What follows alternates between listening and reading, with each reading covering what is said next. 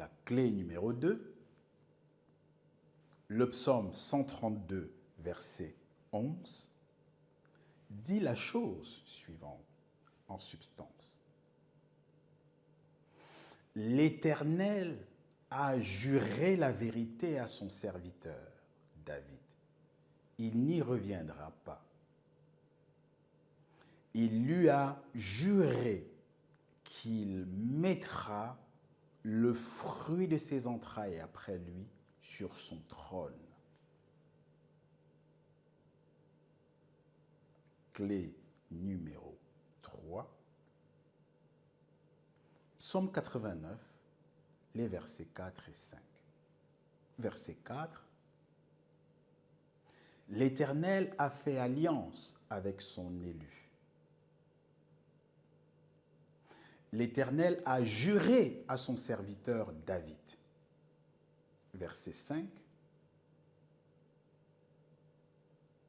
J'affermirai ta postérité pour toujours.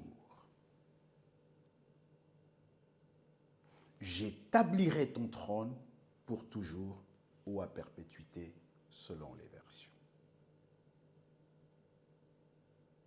À présent donc, passons à l'étape 2 de notre méthodologie en toute cohérence. Elle consiste à partir du fondement de 2 Timothée chapitre 2, verset 5, qui dit la chose suivante. Un athlète ou l'athlète n'est pas couronné s'il n'a pas combattu selon les règles. Un athlète n'est pas couronné s'il n'a pas combattu selon les règles.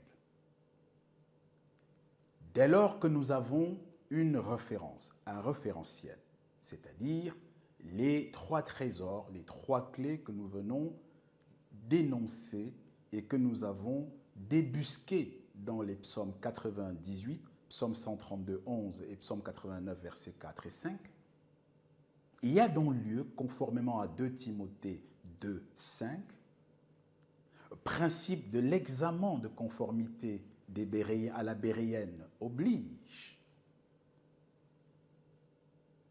de poser 2 questions et de procéder au scanner. Les 2 questions sont, nous allons commencer par celle-ci, le Jésus-Christ du christianisme satisfait-il les exigences impératives et non pas facultatives ou optionnelles de ces 3 références? Et l'autre question sera, en toute rigueur, le Jésus-Christ prêché par les apôtres, quant à lui, les satisfait-il en partie ou en totalité? Après quoi, nous serons en situation de tirer des conclusions rigoureuses, logiques, cohérentes, qui s'imposeront. Psaume 80, verset 18. La main de l'Éternel est sur l'homme de sa droite, sur le Fils de l'homme. Le mot-clé ici, c'est homme. Je nous rappelle, à toutes fins utiles, que ce n'est pas Dieu, ce n'est pas le Créateur qui est à notre image. Bien au contraire, nous sommes ce que nous sommes parce qu'il est comme il est, c'est-à-dire l'homme primordial, l'homme premier, l'homme original, l'homme originel, à l'image duquel nous avons été simplement créés. C'est ce que stipule explicitement Genèse chapitre 1, les versets 26 et 27. Nous sommes à l'image de Dieu en tant qu'être humain, en tant que fille d'homme et fils d'homme. Dieu n'est pas à notre image. Si donc quelqu'un s'avisait à modifier les fils d'hommes sur la terre, c'est-à-dire les photocopies, c'est-à-dire les reflets, c'est-à-dire l'ombre, c'est-à-dire l'image, vaudrait mieux qu'il économise son énergie et ne perde point son temps.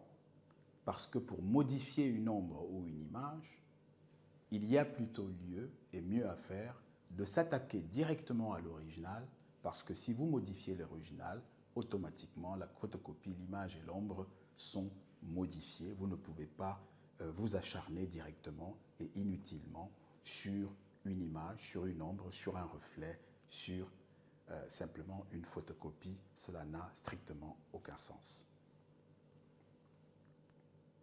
Le mot-clé donc, c'est homme. Question: le Jésus-Christ prêché par le christianisme est-il un fils d'homme?